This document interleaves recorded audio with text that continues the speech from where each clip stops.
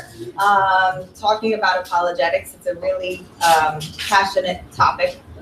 It's a topic I'm passionate about, and I'm not even close to being an expert. But I'm 35 years old and I haven't stopped going to school yet. So I would say I'm a professional student.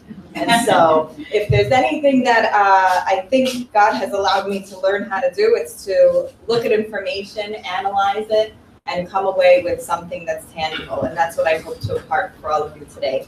So this is just going to be a very small preview window into some of the major topics about apologetics.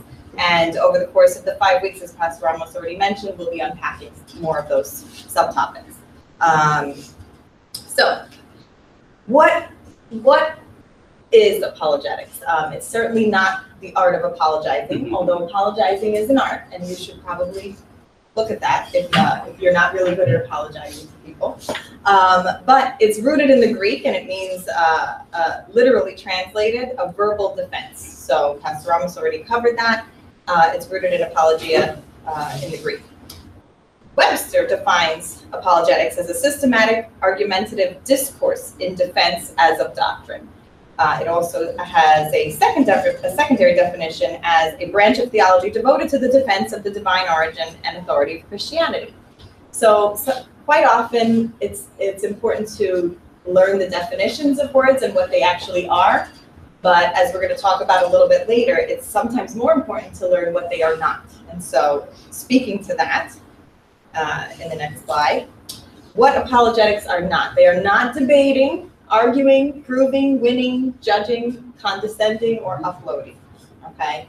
So while there are debates that happen between atheists and devout Christians, those are formal events that both get to prepare for, right? So what I'm talking about is as you approach people in your daily lives and you come to talk to them about your faith and you want to, impart some factual knowledge with them that relates to your faith, you don't want to get into a debate with them at that moment. It's not fair, number one, right? Because they haven't had time to prepare their side of the debate, right?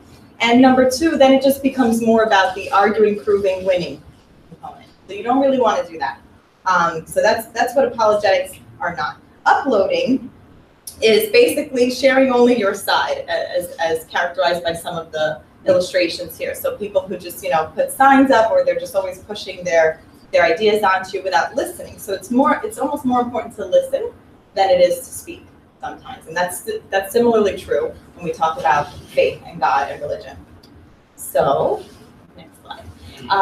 So why do Christians practice apologetics? This is really good because it's not something that we just decide to do. It's not just a passion. This is something that we are called to do biblically, right? So for personal, and for what reasons? For our own personal assurance. So Colossians 2:8 says, "See to it that no one takes you captive through hollow and deceptive philosophy, which depends on human tradition and the elemental spiritual forces of this world rather than Christ." What does that mean? It means see to it that you are armed with the knowledge to speak in rebuttal of anything that somebody is telling you that you know to be false in your biblical doctrine and your belief. So you will be assured as you continue in your study of apologetics. You'll be assured of your belief. Secondly, the biblical order. So there's a biblical order to actually practice apologetics. 1 Peter 3:15 tells us, "But in your hearts revere Christ as Lord. Always be prepared to give an answer to everyone who asks you to give the reason for the hope that you have. But do this with gentleness and respect." And I think that I'm going to read that again. But do this with gentleness and respect. And that's so key, because so often we can become a little bit abrasive in our beliefs, and we really want to impart our beliefs on other people. And we need to remember that we are called by God to do this with gentleness and respect. And just as it's set up in other places in the Bible, we do everything in love, right? So you want to make sure that you're not consumed with actually winning the argument or the debate more than treating the person you're discussing with gentleness and respect. Third, evangelism. So apologetics is a component of evangelism. And Romans 10:17 tells us, consequently, faith comes from hearing the message, and the message is heard through the word about Christ. And so in sharing the good news, right, as it's often referred to, this is a really important component of sharing the good news, is knowing the actual factual information that supports our belief. Last is modeled discipleship. So similar to 1 Peter, Acts 17:1-5 and 16:17 say, then Paul and his companions had passed through Amphipolis and Apollonia. They came to Thessalonica, where there was a Jewish synagogue. As was his custom, Paul went into the synagogue, and on 3 Sabbath days he reasoned with them from scriptures, explaining and proving that the Messiah had to suffer and rise from the dead. So this type of evangelism in apologetics is modeled for us through Paul's actions. Have you ever felt like you're reasoning and debating with somebody for days? He actually did it for 3 days. And sometimes I talk to some of my family members for an hour and I feel like it's 3 days. But nonetheless, I'm happy to do it, and it's God's word. Okay, common wonderings. So these are 3 major questions that kind of shape I guess I'll call it the debate around apologetics. So where did we come from? Why are we here? And what happens when we die, right? So these are 3 questions that kind of have lived on in the ages, and people have wondered for all the time that people have been in existence, right? The answers, though, are found in the Bible directly.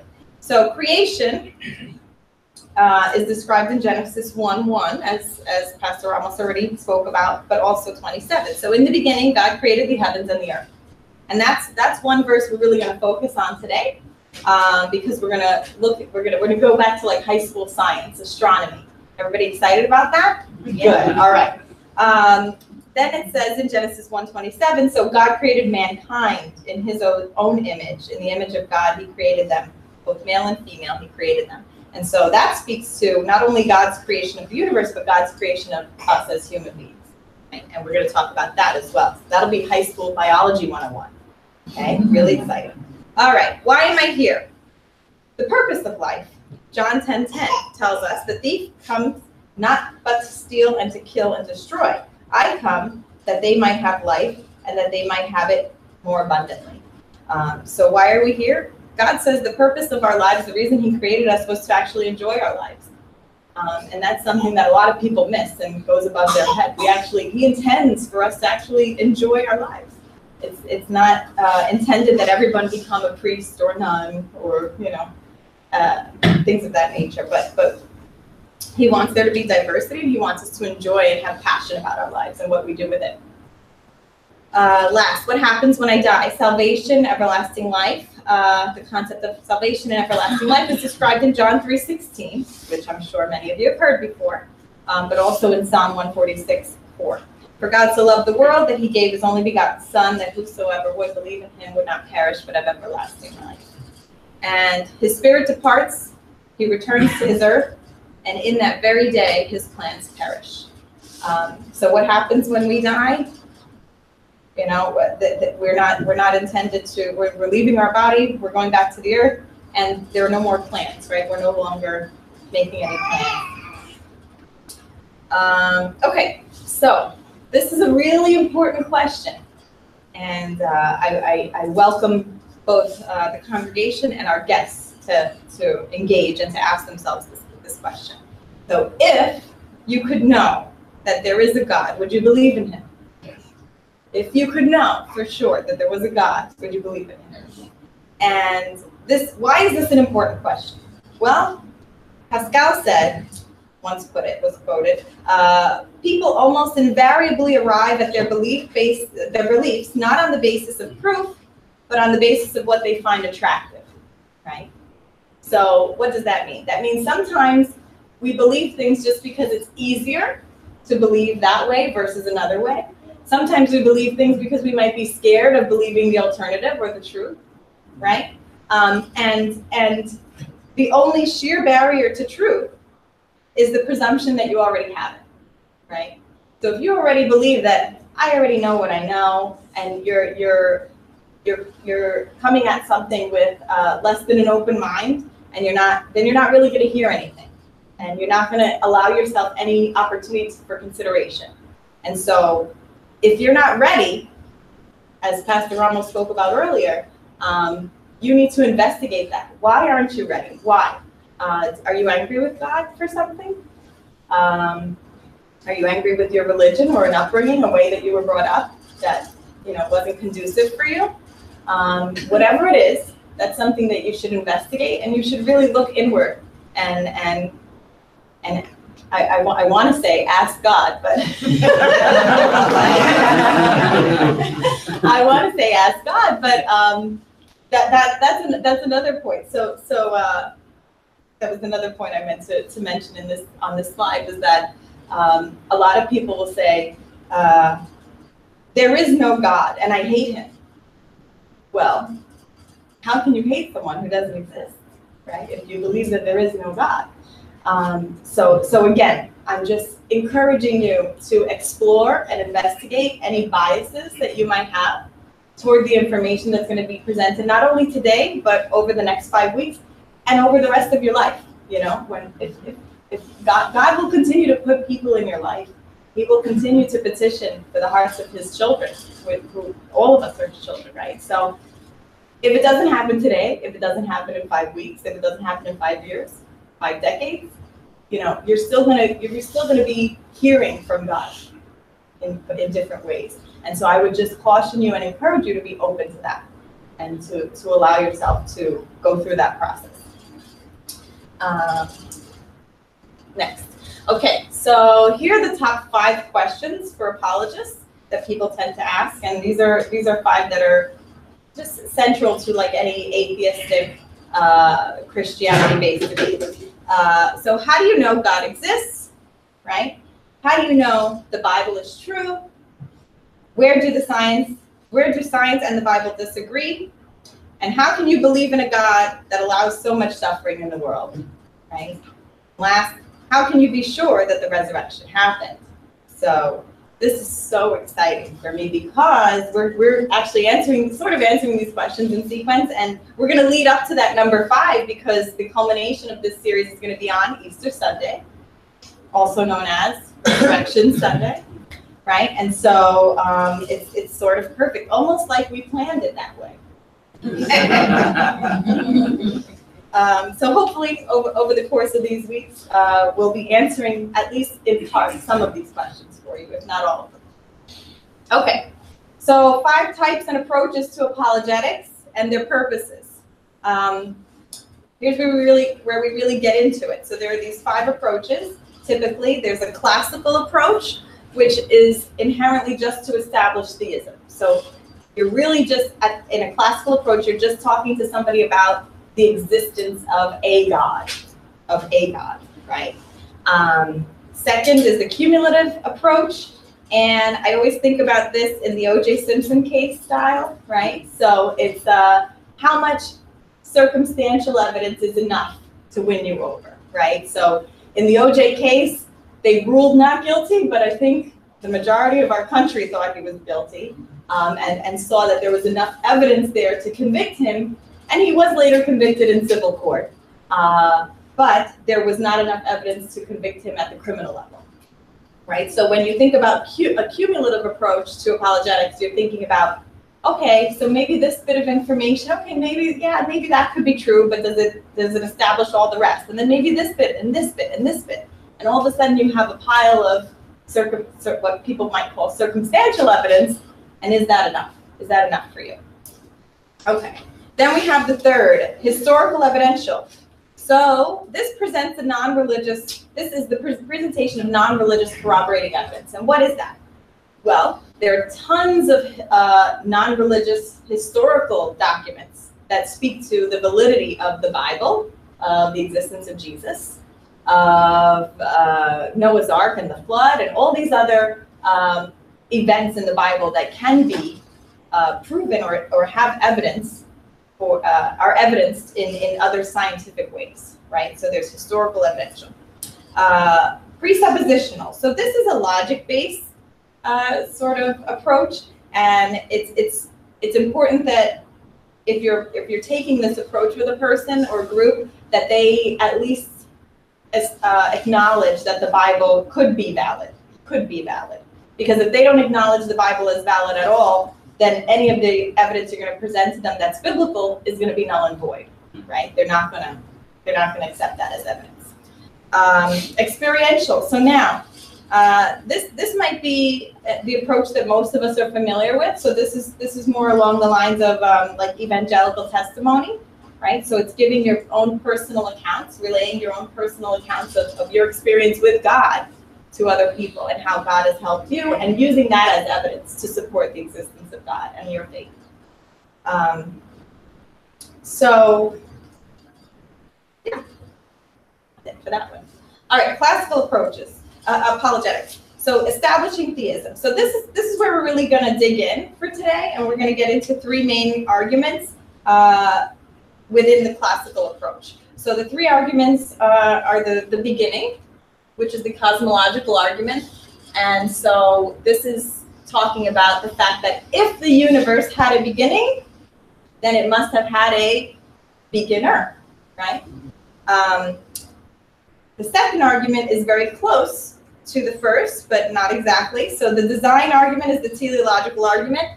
And it says if the universe and us as human beings are intelligently designed, right, there must have been a designer, right? The third is the morality argument, and that one is the only one that's not scientific, but it's philosophical. And it raises questions about what is good and bad, and how do we know what is good and how do we know what is bad, right? So we're going to talk about all three of these today. The first two in great detail, the second less. But as we go through, I think you'll see why. Okay. So for the cosmological argument, right, this is if the universe had a beginning, it must have had a beginner. So this is really talking about the Big Bang, right? The Big Bang theory, which is a theory that, talks about how the universe just exploded into existence spontaneously. The evidence for the universe actually having a beginning is pretty well accepted by the scientific community, both Christian and non-Christian, non-believers. So I put these up here. There's an acronym SURGE, and it stands for Second Law of Thermodynamics, Universe is Expanding, Radiation Afterglow, Great Galaxy Seeds, and Einstein's Theory of General Relativity. I'm not going to pretend that I'm a scientist and can explain any of these at all to you. I probably would have failed this section of the SAT. But I know in my research that each and every one of these scientific principles is accepted by scientists all over the world, whether they're believers or non-believers. And so they have come to a general consensus that, in fact, the universe did have a beginning, for sure. So this is one of the arguments that really isn't really an argument anymore. So we kind of have a basis here for continuing on. And I welcome you to embark on research and any of them if you see fit. But I'm just going to put them up here for your citation purposes and move on. Okay. So Robert Jastrow, he's a physicist, and he won the Nobel Prize in physics. And he was also the founder of NASA's Institute of Space Studies. And he wrote, he's also an agnostic, so he's not a Christian. He's unsure. He wrote, astronomical evidence leads to a biblical view of the origin of the world. The essential elements in the astronomical and biblical accounts of Genesis is the same.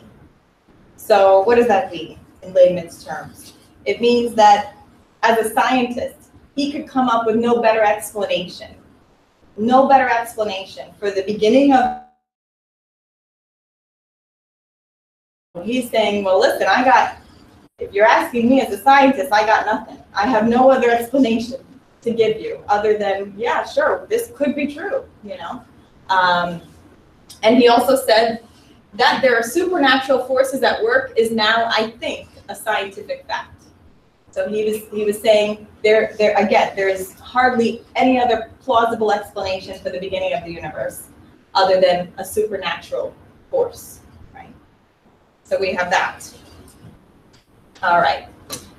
So now we have more non-Christian Nobel Prize winning physicists. So these are scientists in the top of their field, and they're non-Christian. They weren't raised in any belief system necessarily. They may have been, but they present and they say that they have no religious affiliation. So Arno Penzic said, the best data we have concerning the Big Bang are exactly what I would have predicted had I had nothing to go on but the 5 books of Moses, the Psalms, and the Bible as a whole. Right? So that's his best data. He's saying that I have no other, valid or plausible data to go on. Robert Wilson said, certainly, there was something that set it all off. There was something that set it all off. I can't think of a better theory of the origin of the universe to match Genesis. Okay, so again, he can't think of anything better either. He's like, well, when we really narrow it down to the first atom, I'm really not sure, but definitely this could be plausible. And George Smoot said, there is no doubt that a parallel exists between the Big Bang as an event and the Christian notion of creation from nothing. So again, there's definitely a parallel between the beginning of the universe and the biblical account in Genesis. Okay. I'm a teacher by trade, and teachers love if-then statements, right? So if one thing, then another thing, right? So if it's accepted already, and I think we've established that, right, with some of the world's top physicists, if it's accepted that the universe definitely had a beginning, then one of two things is true. Either no one created something out of nothing, or someone created something out of nothing. I'll leave that to you. Food for thought. Maybe as you go to lunch and you leave service, maybe you can think about that.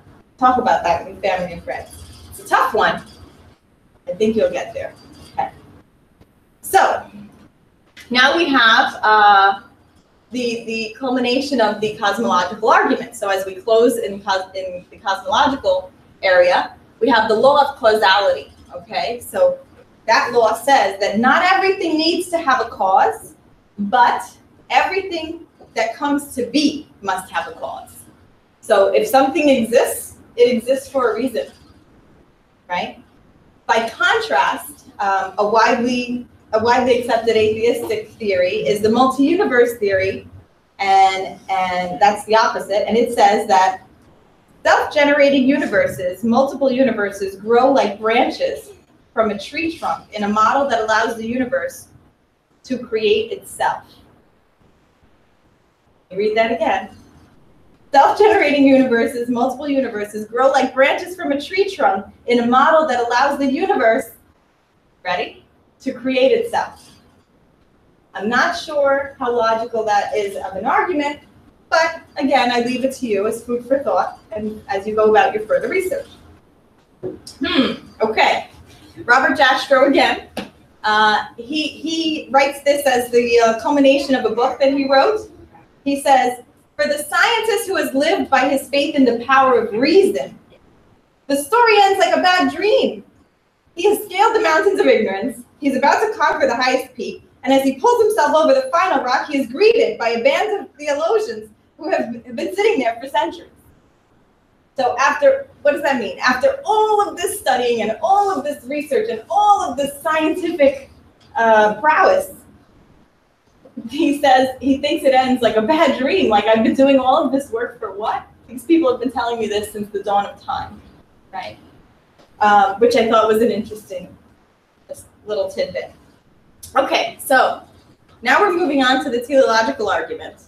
Remember, this is the second of the classical approaches to apologetics. So the teleological argument, again, is close to the cosmological argument, but slightly different.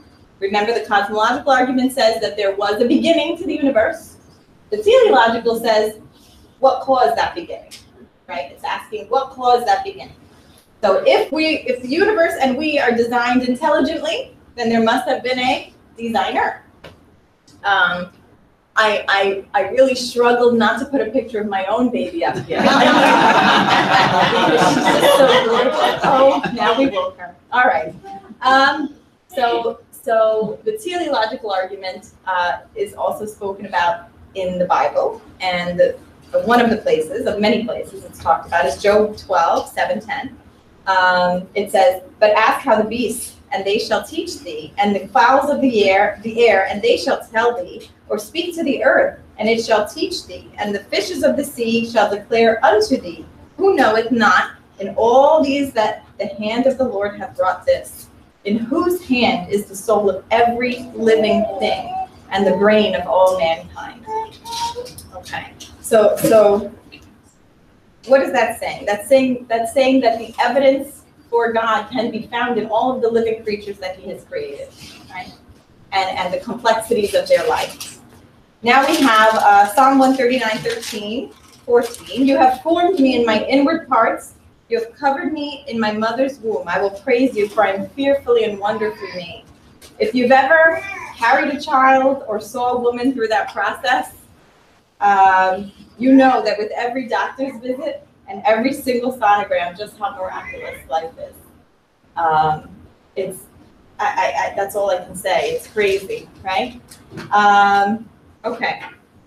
So that said, we've established that it's biblically based, right? The teleological argument.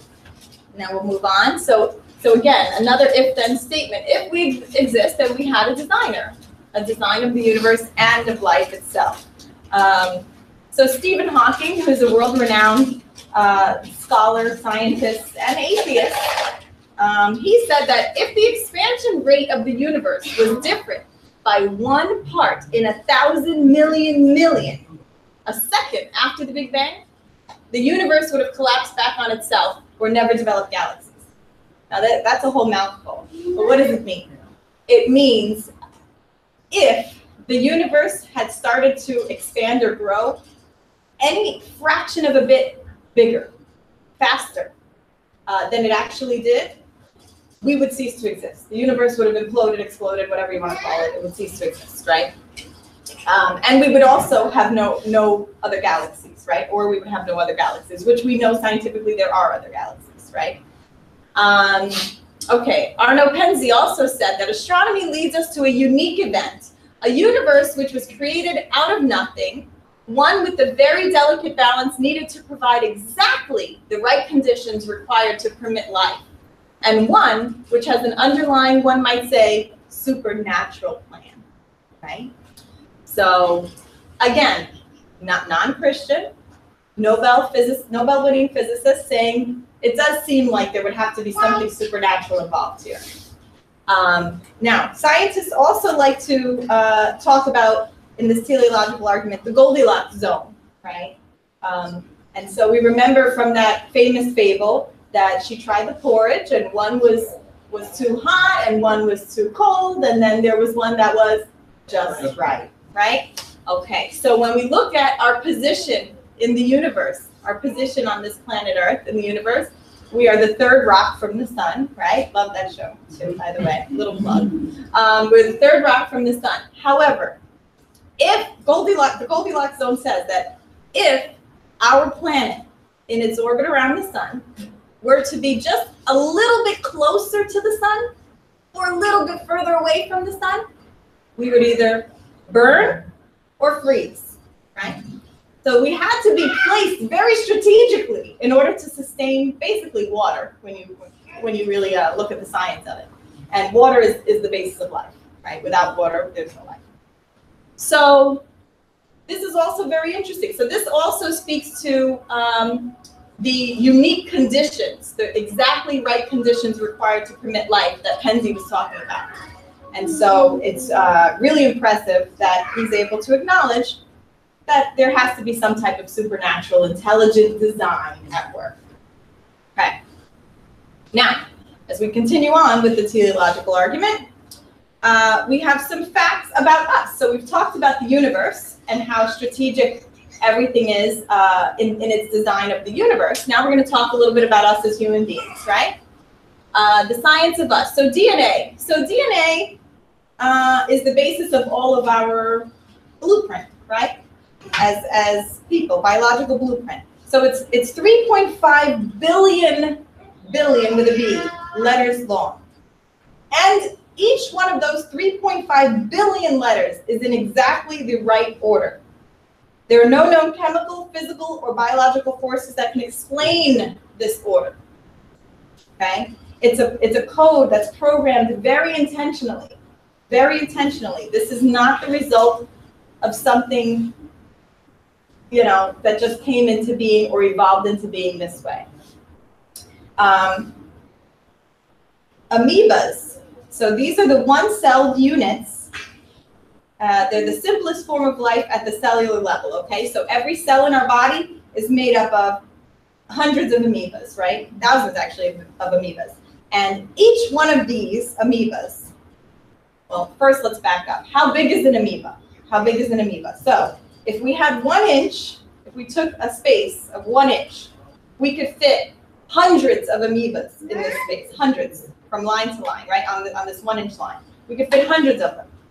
Now, each of those one in hundreds, holds the equivalent of 1,000 volumes of an encyclopedia. Now, when I was in middle school, someone knocked at our door in New Jersey, and it was like a young college kid, and they had like 3 encyclopedias that they were carrying around, selling these encyclopedias. Does anybody remember that people used to come to your door and sell encyclopedias? Okay. Now, I really felt so badly because they were selling the whole set of encyclopedias, but they were carrying around at least 5 or 6 of them, and they were really heavy. And so I wondered how difficult it must be. It was hot. It was the summer. And I just thought, man, you really must need this cash because it's really hot. You're lugging around all these encyclopedias. Now, if we took 1,000 volumes of that encyclopedia, that's what would be in the single amoeba, of which there's hundreds of within an inch distance, right? Okay. Clearly, you're not as wowed by that as I am. But I find it fascinating. Okay. So, and Richard Dawkins also, who's the world-renowned scientist atheist, also concurs that there is that much information in a single amoeba, and he has very little explanation for how that could be. Okay, so let's look at embryonic fertilization. Okay, we're all here in this room. We are all a result of embryonic fertilization, right? So let's talk about the moment that your mom and dad made you, right? Okay, don't worry. This will be all good. Okay, so I'm not going to go into that much detail. We're going to stay on the scientific side of that. All right. So, and I'm not going to take any credit for this story because it's from Dr. Frank Turek. He's a renowned apologist and a well-studied PhD. And he's the author of I Don't Have Enough Faith to Be an Atheist. Okay, there's a book called I Don't Have Enough Faith to Be an Atheist. And he explains it this way. He says that in the moment you each were conceived, your father sent the equivalent of the U.S. population, 300 million soldiers charging toward your mother. Okay? He sent 300 million soldiers charging toward your mother. And then after that, there was a race.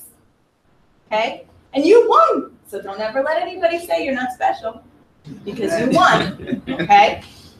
Now, after that, the soldier and the egg held all the information that makes you you.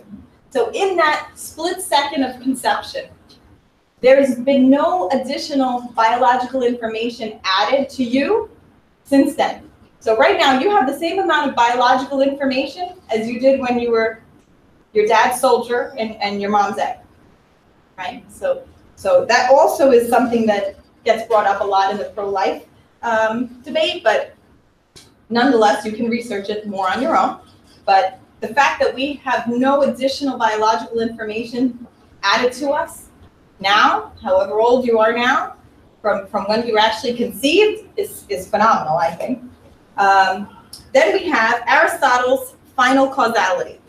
This says that the entire created order is goal-directed.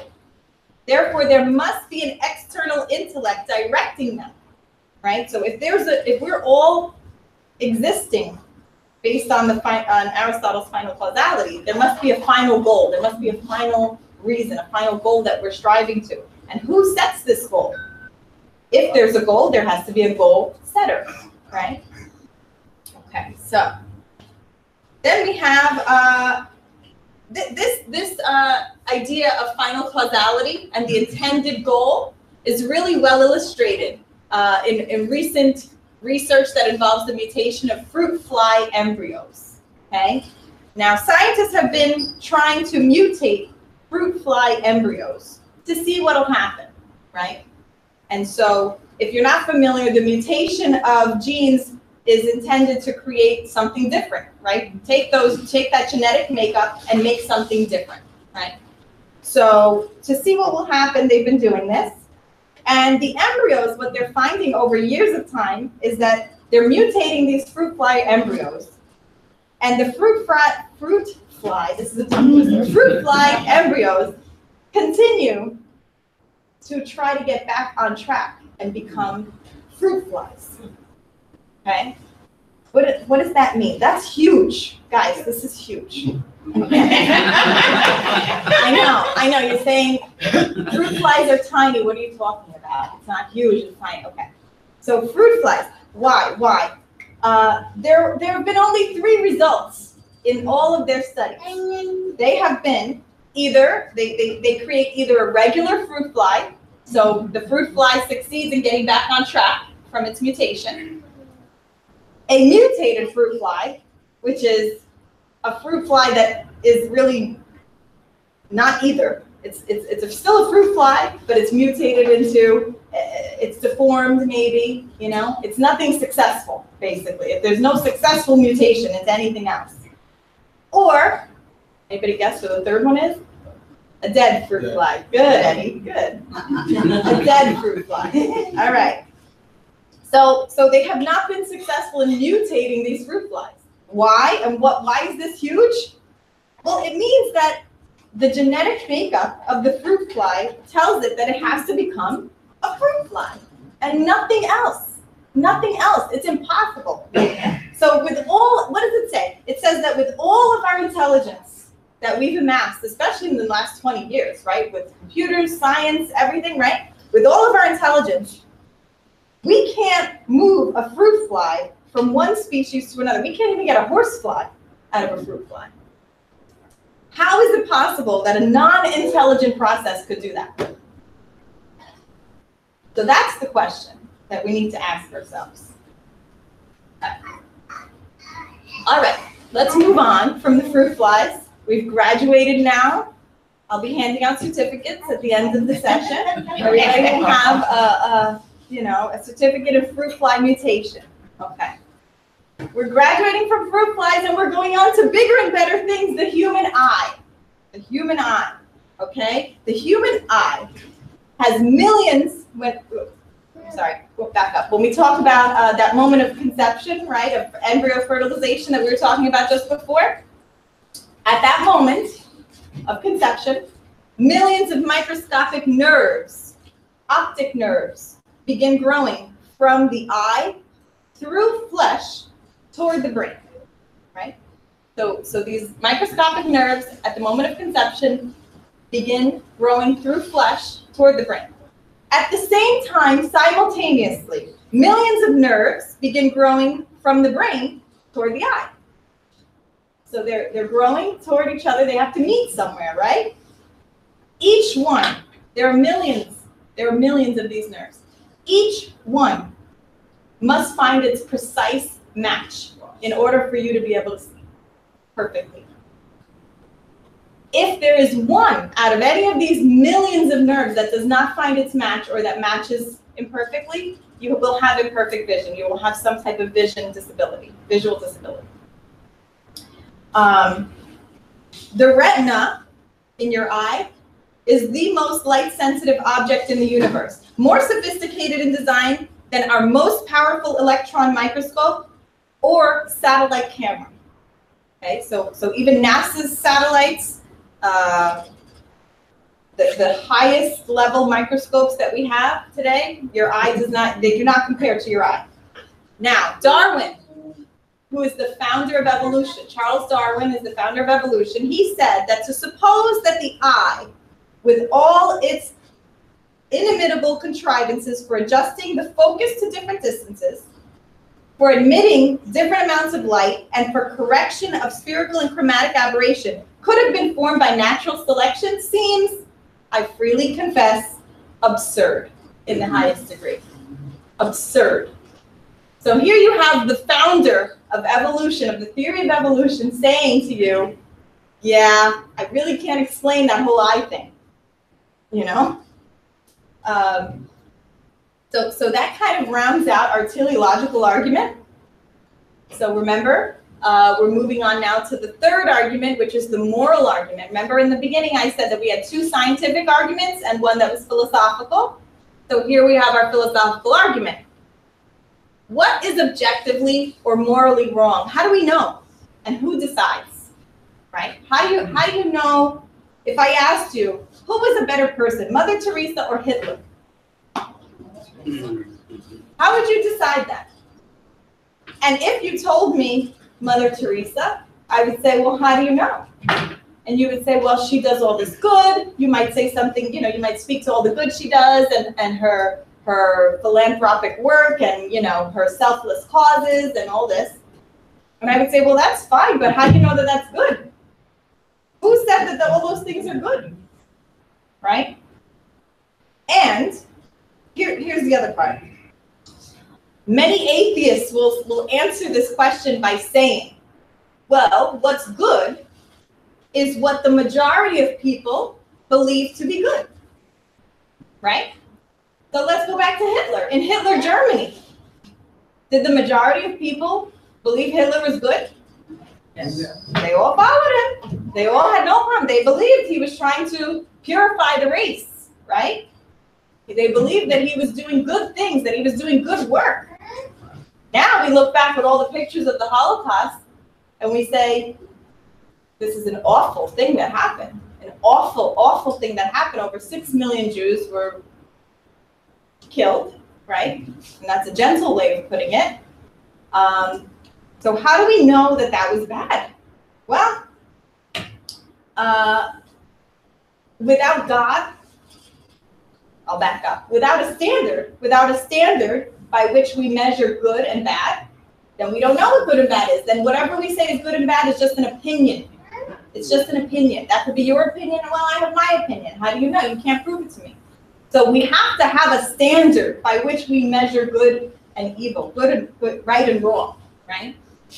Let's look at something C.S. Lewis said.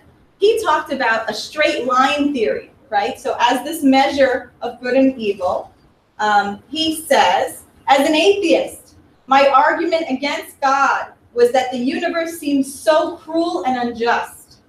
But how had I got this idea of just and unjust? A man does not call a line crooked unless he has some idea of a straight line.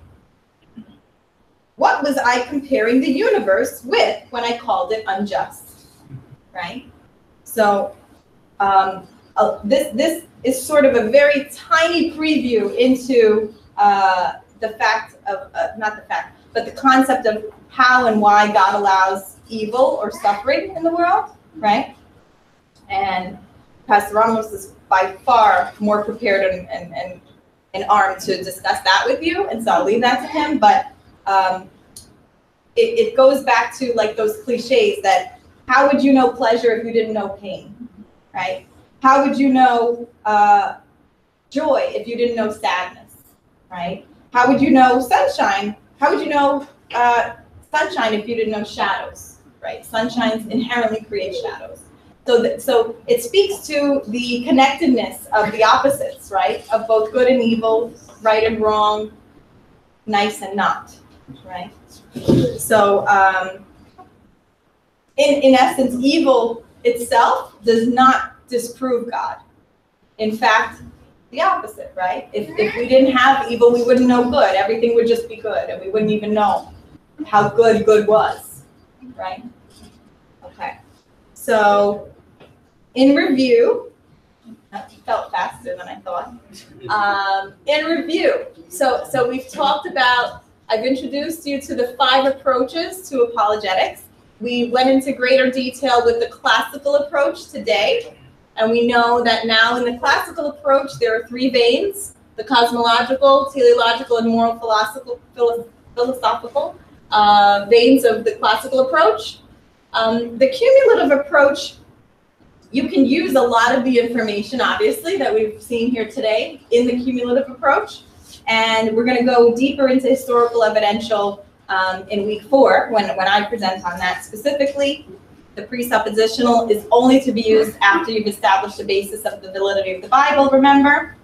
And then we have experiential, which is something you're all experts in. That's the good news. You're all experts in experiential apologetics because it's all about your own personal walk with God and your own personal experience. So use that. You have a PhD in it. Go for it. Absolutely. Okay, and that's where it gets really, really exciting. So now you have all this information. You made it through. Most of you are awake, which is good. And what do you do with it? So what do you do with it? Well, I would encourage and ask you to continue your own research, for sure. This is just like a sliver, like one of those amoebas. It's a tiny sliver within an inch of how much information is out there. And I encourage you to research, do your own investigations, your own investigating. And in that, speak to other Christians. Speak to other Christians and even non-Christians. Hey, you never know, how God is working. I mean, I know how he's working, but you may not know how he's working.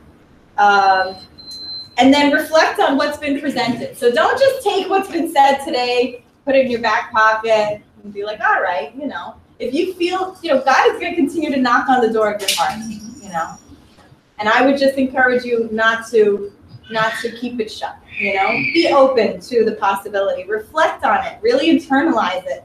Look at your own prejudices and biases against faith, right? Like we talked about. Consider that if this is all true, then what? Right? So we talked about that question at the very beginning. And then I would invite you lastly to join us next time because it's really going to be very exciting. Yeah.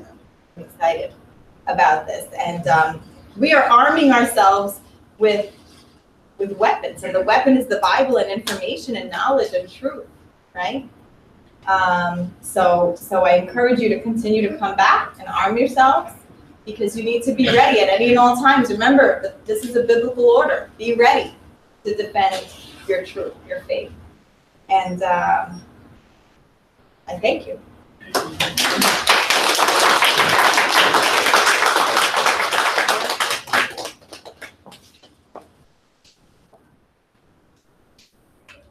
All right, so we thank Dr. Torres for her presentation today, and we're not used to presenting like this, but this is something that we should become quite accustomed to.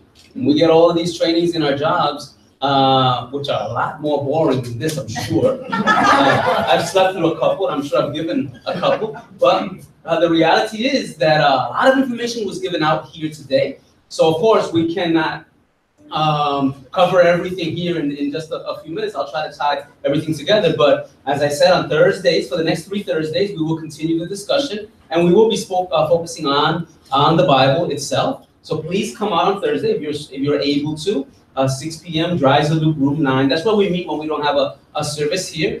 But for the next 4 Sundays, we will continue to discuss what is here. This was the general overview of everything. So we will be speaking about creation. I think I'm up next week with creation. So we'll speak about creation next week and how the Bible right there in Genesis chapter 1 talks about how everything was created in its kind. In other words, one thing is not becoming something else, as she said about the fruit fly. A fruit fly is a fruit fly is a fruit fly. It's not becoming an elephant. That's not happening. And we're not seeing these things. And maybe we'll touch a little bit on transitional creatures, things that we say, okay, well, this is the missing link. Why are there missing links? Because there is no such thing as a link. They can't be found. You're not seeing a man becoming a monkey or a monkey. We want to go even further, and I'll bring the title next week. the name of the book that Darwin, the whole title of Darwin's book, The Origin of the Species, it's a very racist title. So I'll bring the title next week so you can see where they were headed in terms of what the belief were. That some people are inferior to other people based on the color of their skin.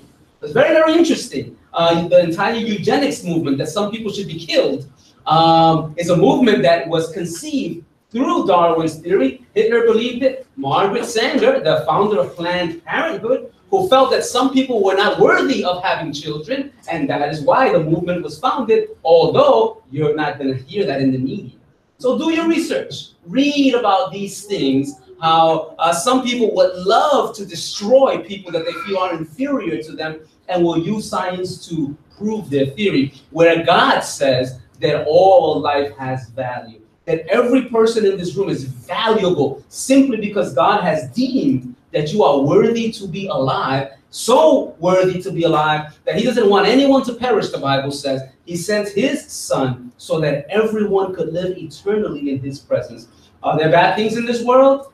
Listen, you know it and I know it. Are people suffering and are people dying? Absolutely. But we also see the wisdom of God there, that people who are doing evil cannot perpetually do evil because God cuts them out of the scene also. So we have to understand that God shortens our days, and some of us are suffering, of course, more than others, but all of it is geared to the fact that there's a better day coming. This is not everything. So next week, God willing, we will continue with creation. Later on, we're going to be speaking on historical evidences, and we're going to continue to speak about why we believe what we believe. Listen, we don't just believe blindly. That's not a good way to believe. We believe because God has spoken. There are other reasons to believe. I'll give you a simple one. The fact that the nation of Israel continues to exist when it was destroyed as a nation, and yet, although it was decimated, it ceased to exist in history, it came back with its own language, with its own land, its own territory, and its own people. When the Bible said, God said that he would remove them from their land and they would cease to exist, but he would bring a remnant back. And there they are. As of 1948, 1967, they recaptured Jerusalem, and still we see how God keeps his word. So it's too much to continue to speak on now, but I want us to understand that, again, we don't have to check our brains at the door when we become Christians. As a matter of fact, the majority of scientists before the Common Era, before now, were Bible-believing Christians. And a lot of the things that they have done is because they felt that it is honoring God for them to study. So it is honoring God for you to study, for you to continue in your studies, for you to do research. God can answer all your questions. I can't answer all your questions, but God certainly has the answers. And I hope as we continue to meet that some of your questions are answered. The ones that we don't have answers to, we will pray that the Lord will provide for you.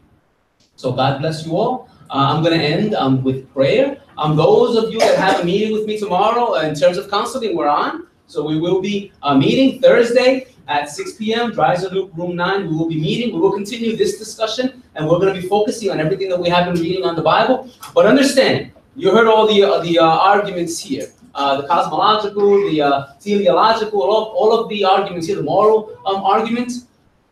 We cannot prove the existence of God beyond the shadow of a doubt.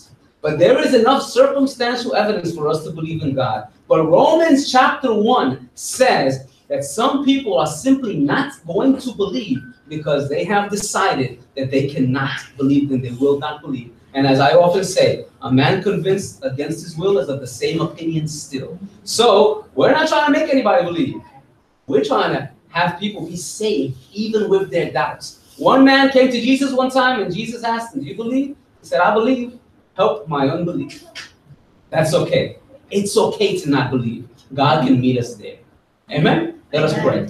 We thank you, Father, for your love, for your mercy, for your goodness, and for your greatness. I thank you so much for every person that has come out today. I thank you for Dr. Torres. May your blessing be upon her. Father, guide us, my Lord. You are the God of all wisdom, of all knowledge, and of all understanding. Father, you can, Father, tie together all the loose ends, my Lord. I ask, my God, that you would meet us where we're at, Father. If there's anyone here, my Lord, that has a difficult time, Lord, understanding who you are, that you would reveal yourself to that individual, my Lord. Father, guide us and help us. We are seeking to do your will. Lord, may your Holy Spirit cover us now as we dismiss. Help us, my Lord, to understand you as you are. In the mighty name of Jesus. Amen, Lord, and amen.